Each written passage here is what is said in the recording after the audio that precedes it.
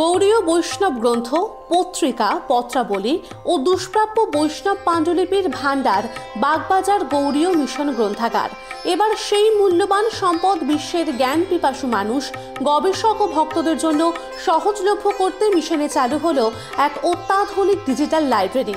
ভক্তি বেদান্ত রিসার্চ সেন্টারের সহযোগিতায় এই কাজটি সম্পন্ন হয়েছে।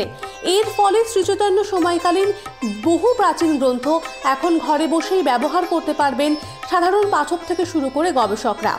গৌড়ীয় মিশন বুকস.com নামে এক ওয়েবসাইটের মাধ্যমে পাঠকরা এই ডিজিটাল গ্রন্থাগারের সুবিধা নিতে পারবেন। গৌড়ীয় মঠের আচার্য ভক্তি সুন্দর সন্ন্যাসী মহারাজ এই ডিজিটাল লাইব্রেরির উদ্বোধন করেন। তিনি জানান, এই গ্রন্থাগারটি শ্রীমৎ ভক্তি সিদ্ধান্ত সরস্বতী গোস্বামী প্রভুপাদ প্রতিষ্ঠিত এবং এটি গৌড়ীয় বৈষ্ণব বিষয়ক বহু গ্রন্থ, শ্রীমৎ ভগবদ গীতা, রামায়ণ, মহাভারত সহ বিভিন্ন পাণ্ডুলিপিতে সমৃদ্ধ। বর্তমানে সারা বিশ্বব্যাপী পুরনো ঐতিহ্য সংরক্ষণের জন্য ডিজিটাইজেশনের যে বিপ্লব শুরু হয়েছে তারই অংশ হিসেবে মধুসূদন মহারাজের তত্ত্বাবধানে এই উদ্যোগ নেওয়া হয়েছে। গৌড়ীয় মিশন এই লাইব্রেরি আজ উদ্বোধন অনুষ্ঠানে আমরা সকলে সমবেত হয়েছি।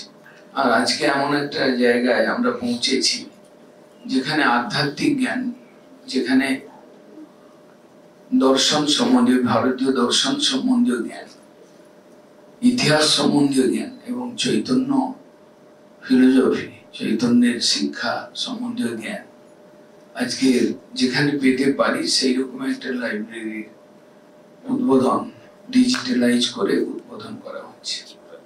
ভক্তি সুন্দর সন্ন্যাসী মহারাজ আরও বলেন, ভক্তি সিদ্ধান্ত সরস্বতী প্রভুপাদের ১৫০তম জন্মবার্ষিকীতে এই ডিজিটাল লাইব্রেরির উদ্বোধন অত্যন্ত তাৎপর্যপূর্ণ। এদিনের অনুষ্ঠানে উপস্থিত ছিলেন ভক্তি বেদান্ত রিসার্চ সেন্টারের ডিন ডক্টর সুমন্ত রুদ্র, এশিয়াটিক সোসাইটির পক্ষ থেকে কর্নেল অনন্ত সিনহা এবং সেন্ট জেভিয়ার্স কলেজের ইতিহাস বিভাগের অধ্যাপিকা ডক্টর তিন্নি গোস্বামী সহ বহু বিশিষ্ট ব্যক্তিবর্গ। ক্যামেরায় বরুণ ভান্ডারীর সঙ্গে দেবযানী সরকারের রিপোর্ট, KTV বাংলা।